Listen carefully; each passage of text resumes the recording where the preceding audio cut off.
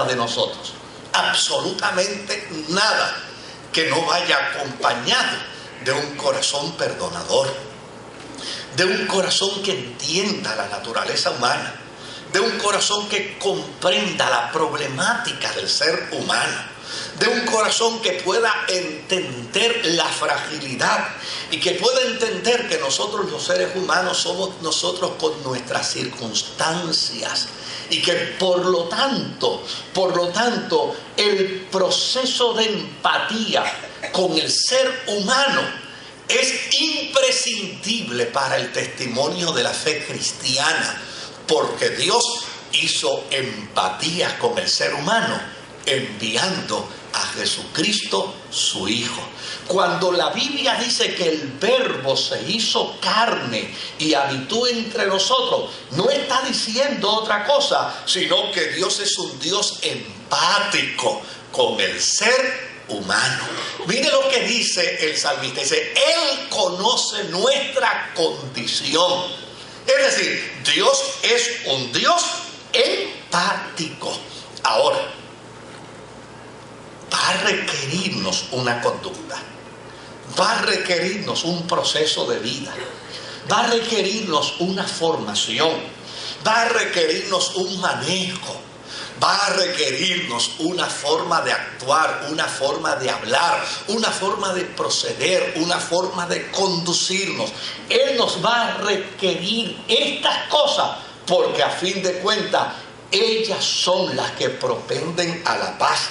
Ellas son las que propenden a la mutua edificación.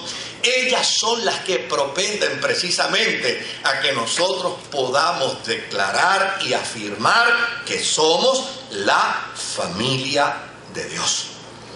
Si miramos brevemente algunos consejos bíblicos, como por ejemplo, Primera de Corintios, capítulo 3 y versículo 3. Mire lo que dice la Sagrada Escritura. Primera de Corintios, capítulo 3 y versículo 3. Dice: pues aún son inmaduros, mientras haya entre ustedes celos y ¿qué?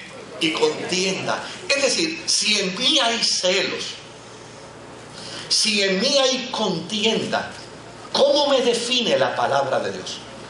Como pastor, me define como inmaduro. Mientras en mí haya celos, mientras en mí haya contiendas, Dios va a definirme como una persona inmadura. Eso está claro. Número 2, dice: ¿acaso no se están comportando según criterios meramente ¿qué? Meramente humanos? Pero es que ¿acaso Dios no sabe que yo soy humano? Sí, pero yo alego poseer al Espíritu Santo. Y la Biblia dice que los que poseen el Espíritu Santo son guiados a toda justicia. ¿Y son guiados a qué? A toda verdad. Desde luego, hay momentos en la vida donde yo me comporto como inmaduro, pero cuando el Espíritu Santo me dice inmaduro, yo, un momento, reverendo, no, inmaduro, no, pastor rector, no, inmaduro, lo que estás haciendo es de inmadurez. Entonces, ¿cuál debe ser mi reacción ante el Espíritu Santo? Mi reacción debe ser: pues si en esta área soy inmaduro y yo te tengo a ti, entonces yo debo comenzar a trabajar con mi inmadurez para crecer. Ese es el desafío de la vida cristiana. Mire lo que dice Filipenses capítulo 2 y versículo 14. Dice: háganlo todo sin quejas y háganlo todo sin ¿qué? Sin contienda. ¿Qué cosa se exceptúa dentro de ese todo? ¿Qué excepción hay dentro de ese todo? Cuando dice háganlo todo sin contienda, sin queja. Todo es todo. Es todo.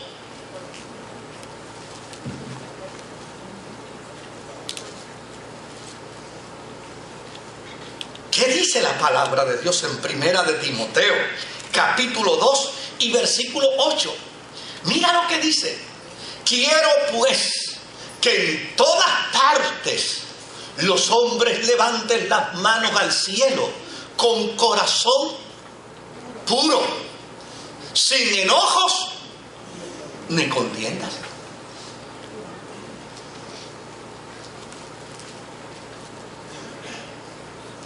Es probable que digamos, esto es parte de la naturaleza humana. Y claro que lo es.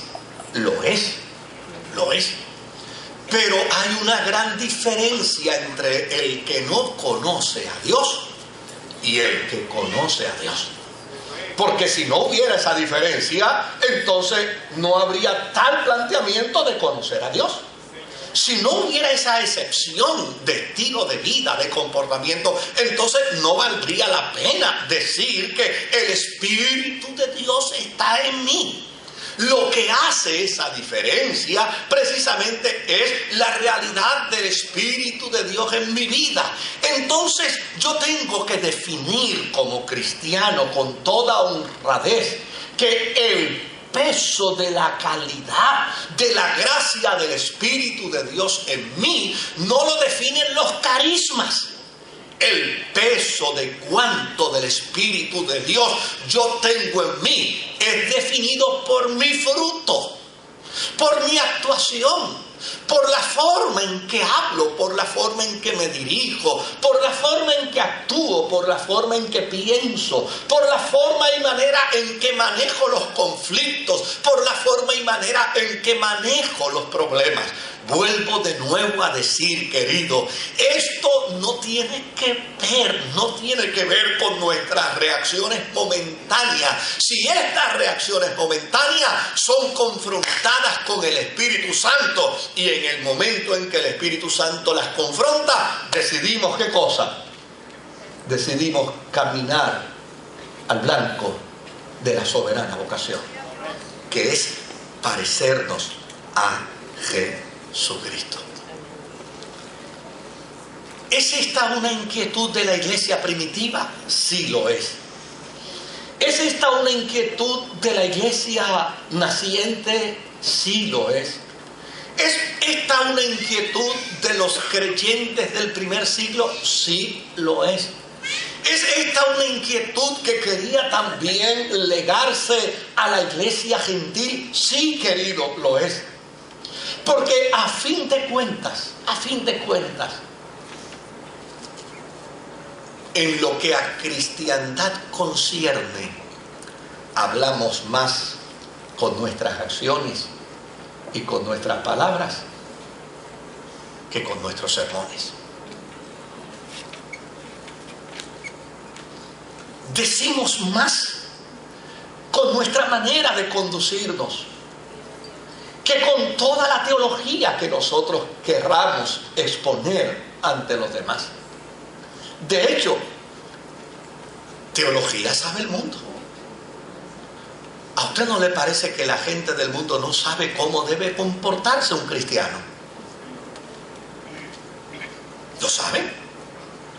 La gente del mundo sabe.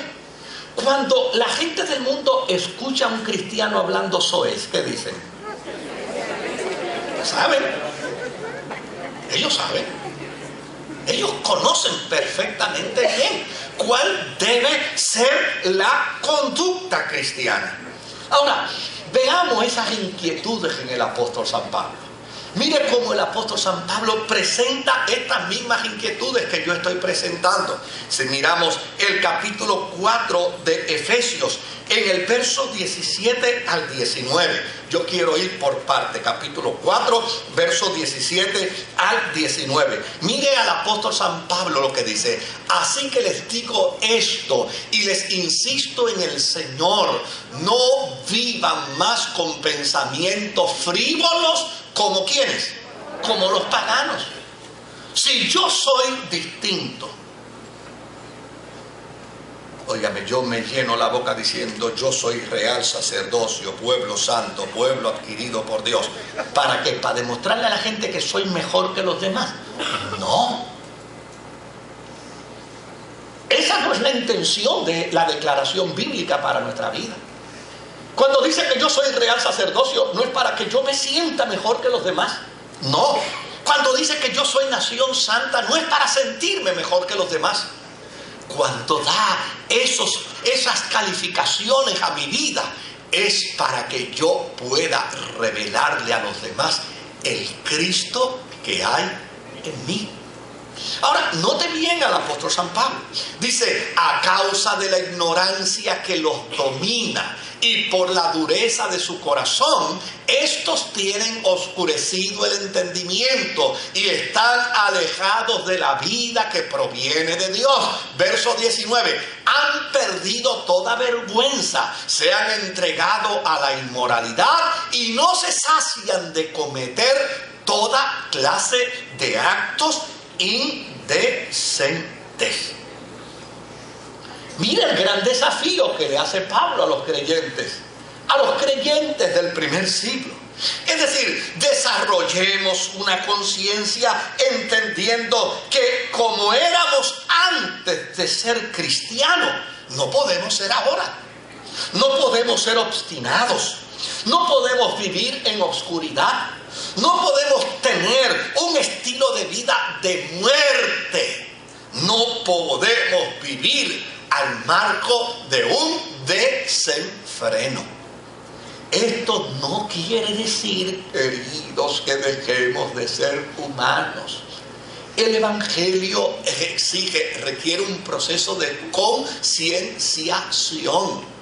Porque a fin de cuentas al Evangelio no le gusta que los cristianos funcionemos de tipo emocional, sino que nuestro culto a Dios sea un culto ¿con qué? Con nuestra mente, con nuestra racionalización.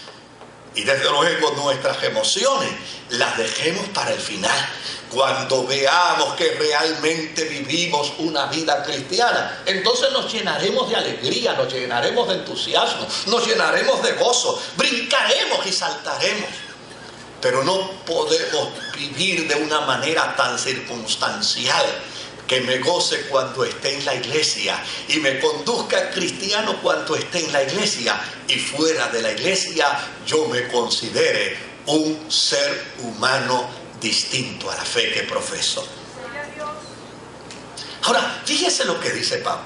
Pablo le dice a los cristianos, no vivan como eran antes, sino más bien a partir de nuestra conversión. Mira lo que dice el verso 20 al verso 24. A partir de nuestra conversión dice, ¿no fue esta la enseñanza que ustedes recibieron acerca de Cristo? Si de veras se les habló y se les enseñó de Jesús según la verdad que está en Él. Verso 22, con respecto a la vida que antes llevaban, se les enseñó que debían quitarse el ropaje de la vieja naturaleza, la cual está corrompida por los deseos engañosos. Ser renovados en la actitud ¿de qué? De vuestra mente.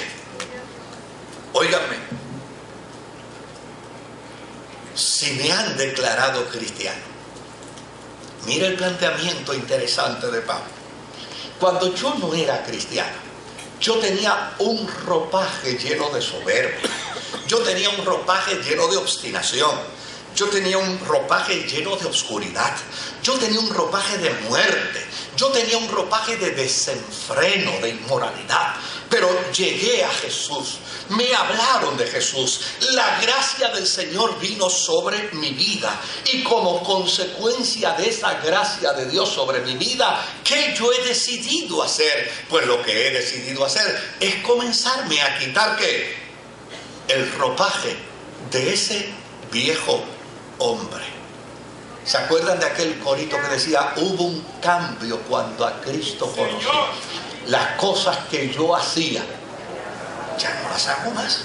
¿Ve? Me despojo del viejo hombre Y entonces comienzo a vestirme del nuevo hombre. ¿Y qué es vestirse del nuevo hombre? Vestirse del nuevo hombre es comenzar a tomar el carácter de Cristo para implantarlo ¿en quién? En nosotros. Pero ¿cómo dice Pablo que esto se da? Esto no se da de manera emocional. Esto se da como resultado de ¿qué? De una renovación en el espíritu. En el espíritu. Pero es una renovación ¿de dónde? De nuestra mente. Es una renovación de nuestros pensamientos. Es una renovación de nuestras acciones. Hace unos años atrás yo conversaba con un señor que me estaba presentando una queja que tenía. Resulta que al lado de su casa hay una señora que recoge perros. Los encuentra en la calle y los recoge. Y me parece que eso es algo loable, ¿no? Que haga. Pero entonces se los lleva todos para su casa. Y tiene cerca de unos 22, 25 perros en su casa. Entonces, desde luego, ella vive feliz con sus perros recogidos. Pero el vecino no. Porque los perros ladran el día y ladran la noche. Y este señor, un día yo me lo encontré y él empezó a darme esa queja. Y mire qué dato interesante. Me dijo, mire pastor, yo le tengo que confesar algo. Yo me levanté el domingo por la mañana y yo decidí, yo se los voy a poner a dormir todos. Porque ya no hay... Oiga, ¿sabe por qué no lo hice, pastor? Porque fui a misa. Y cuando salí de misa, yo entendí que yo no lo debía hacer. Óigame. Y yo pensé, ¿qué efecto provocó en este hombre una experiencia religiosa? ¿Qué efecto positivo provocó en él? Obviamente, si hubiera hecho eso, probablemente se hubiera cogido unos cuantos años de cárcel. Le dije, mira, hay otros vehículos, hay otros mecanismos, hay otras formas de... Me dice, ese es el problema, que lo he usado todo. Y yo dije, bueno, pues todavía te queda uno. Y me dice, ¿cuál? Vende la casa. Todavía te queda uno, vende la casa. O sea, note bien cuál es la situación que se vive dentro de esta experiencia de vida cristiana. Desde luego que van a venir a mí, ¿qué cosa? Van a venir a mí mis estados emocionales en algunos momentos dados de mi vida. Pero cuando la emoción venga, cuando la ira venga, cuando el coraje venga, cuando el enojo venga, cuando el deseo de hablar mal de alguien venga, cuando la raíz de amargura quiera volver de nuevo a levantarse, ¿en qué debo pensar? Debo pensar en que soy cristiano, en que ya me quité la ropa del viejo hombre y me estoy vistiendo ¿de quién? Del nuevo hombre. Por lo tanto, esto es una experiencia donde yo tengo que tener una renovación de mi mente. Y es como consecuencia de esa renovación de mi mente. Mira lo que dice el apóstol San Pablo en el verso 25 al verso 32. Mira cómo dice, por lo tanto, si yo tengo una renovación de mi mente, es decir, si yo estoy comenzando a crear una conciencia, soy cristiano, vivo para el Señor, hago la voluntad de Dios, lo primero que debo comenzar es dejando la mentira. Cada uno hable a su prójimo con verdad, porque todos somos miembros de un mismo cuerpo. Verso 26, si se enojan, no pequen. Y alguien dirá, ¿y será posible enojarse y no pecar? Bueno, pues entonces no te enojes.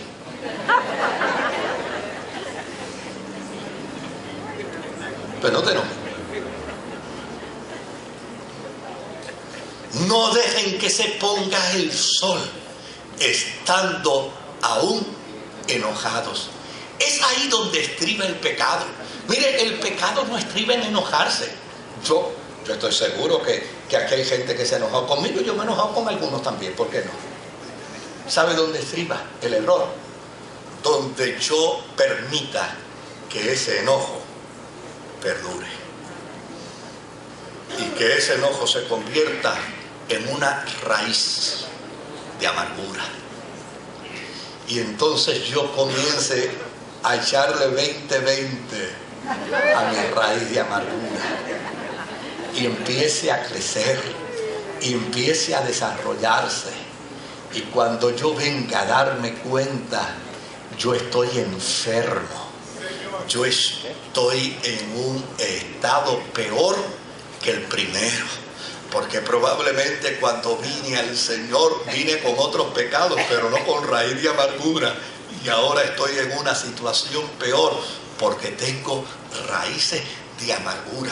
Por lo tanto, ¿qué es lo que dice la Escritura? La Escritura dice, mira, la posibilidad de enojarte con alguien es muy natural. Pero ¿sabes algo? Lo próximo que debes hacer es reconciliarte.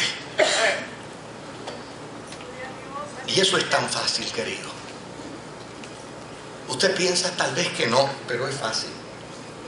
Es fácil. Yo he vivido la experiencia, pues porque soy humano. Y hay mucha gente que está equivocada conmigo, que piensa que porque hablo pausado. Sí, hay gente equivocada conmigo. Piensan que yo no puedo ofender. Cuando yo escribo esto, querido, y hablo sobre estas cosas, muchas veces tengo yo que empezarme a retratar dentro de ella. Dicen, él no puede ofender. Sí, pues mire, yo ofendo como cualquier hijo de vecino. Como cualquier hijo de vecino. Y puedo lastimar. Y estoy consciente que lastimo tal vez más, porque hay gente que jamás pensaría que yo lo pueda lastimar. Entonces, como no esperan de mí el golpe, cuando reciben el golpe dicen, Dios mío, pero mira, fíjate, pastor, eso es humano. Ahora, ¿sabe lo que yo le he dicho al Señor, con lo que yo no quiero jugar jamás? Es que cuando de mí viene un hermano y me dice, pastor, usted me ofendió, yo no le voy a decir a mi hermano, te lo merecía. ¿Para qué me provocaste? ¿Para qué te metiste conmigo? Yo te hablé bien claro y te dije lo que era. No, no. Tan pronto mi hermano o mi hermana me dice, pastor, usted me ofendió. ¿Sabe qué es lo que yo debo hacer como cristiano? Si te ofendí, perdóname. Vamos a resolver primero la ofensa. No, vamos a resolver esto primero. No, ya lo perdoné. No, pero ahora es que yo necesito, imagínate. Ahora es que yo necesito. Vamos a resolver la ofensa. Porque yo te quiero pedir perdón hasta que tú sientas que con mi perdón yo te he sanado. Y si yo te lastimé al punto de que tú necesitas restauración, dime cómo tú necesitas restaurarte. Porque si tú necesitas restaurarte, que yo llame a testigos para decirle delante de testigos, mira, yo ofendí a este hermano y yo quiero pedirle perdón delante de ustedes. Oiga, yo quiero hacerlo.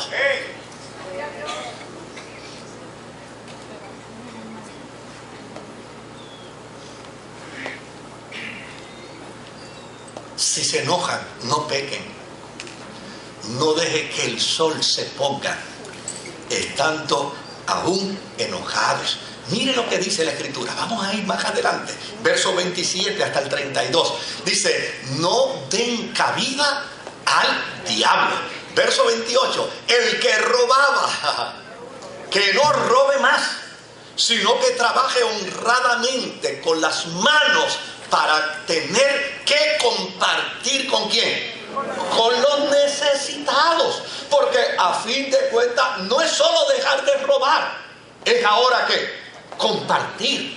Mira lo que dice el 29. Eviten toda conversación obscena. Por el contrario, que sus palabras contribuyan a la necesaria edificación y sean de bendición para quienes para quienes escuchan. Yo tengo que preguntarme como cristiano, lo que yo hablo edifica, lo que yo hablo bendice. Cuando yo hablo de mi hermano, lo estoy edificando, lo estoy bendiciendo. Cuando yo hablo con otros de alguien, yo estoy edificando a esa persona. Le estoy bendiciendo. Verso 30. Mire lo que dice. No agravien a quién. Porque si yo alego tener al Espíritu Santo de Dios en mí, cuando yo estoy conduciéndome contrario al propósito del Espíritu, ¿a quién le estoy diciendo que se vaya de mí?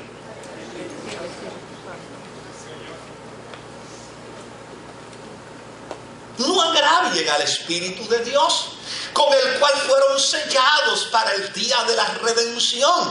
Abandonen toda amargura, ira, gritos, enojos, calumnias y toda forma de malicia. Y verso 32, más bien sean bondadosos, compasivos, unos con otros, perdónense mutuamente, así como Dios los perdonó a ustedes. ¿En quién? En Cristo. En Cristo. Óigame, si el Señor me perdona a mí todos mis pecados, ¿o usted cree que hay alguno que no me pueda perdonar? Si el Señor me perdona a mí todos mis pecados, si el Señor me perdona a mí todas mis faltas, ¿cómo yo no voy a perdonar la falta de mi hermano? ¿Cómo no las voy a perdonar? En la experiencia de la vida cristiana, el desafío está claro. Sean bondadosos, sean compasivos unos con otros y perdónense mutuamente, así como Dios los perdonó a ustedes en Cristo. Pero de ahí el apóstol San Pablo pasa, y lo voy a hacer bien breve, al capítulo 5 de Efesios. Y en el capítulo 5 de Efesios, en el verso 1 hasta el verso 7, mira cómo dice la Escritura. Por tanto, imiten a ¿quién? ¡Wow! Imiten a Dios como hijos muy amados. Verso 2, y lleven una vida de amor, así como Cristo nos amó y se entregó por nosotros como ofrenda y sacrificio fragante para Dios. Verso 3, entre ustedes ni siquiera deben mencionarse la inmoralidad sexual, ni ninguna clase de impureza o de avaricia, porque eso no es propio del pueblo, ¿quién? Del pueblo santo de Dios. Si no puede decir amén, aunque sea presígnese, pero algo tiene que hacer, algo hay que hacer. Cuando la Biblia nos confronta de esta manera, algo hay que hacer. Mira lo que dice. Dice, tampoco debe haber palabras indecentes, conversaciones necias, ni chistes. Oiga bien, ni chistes groseros. Todo lo cual está fuera de lugar, haya más bien acción de gracias. Porque pueden estar seguros de que nadie que sea avaro, es decir, idólatra, inmoral o impuro, tendrá herencia en el reino de Cristo y de Dios. Verso 6, que nadie los engañe con argumentaciones vanas, porque por esto viene el castigo de Dios sobre los que viven en la desobediencia. Verso 7, así que no se hagan cómplices de ellos. Aleluya. ¿Dónde estaba eso? Que yo no lo había leído antes. ¿Dónde estaba esto que yo no lo había manejado mejor? Es decir, la invitación es andar en amor. La invitación es andar en misericordia. Verso 8 al 14, mira cómo dice. Esto habla solo, esto no hay que hacer argumentos. Dice, porque ustedes antes eran oscuridad, pero ahora son luz en el Señor. Aleluya. Vivan como hijos de ¿qué? Como hijos de luz. El fruto de la luz consiste en toda bondad, justicia y verdad. y comprueben lo que agrada al Señor. No tengan nada que ver con las obras infructuosas de la oscuridad, sino más bien denúncienlas, porque da vergüenza aún mencionar lo que los desobedientes hacen en secreto. Pero todo lo que la luz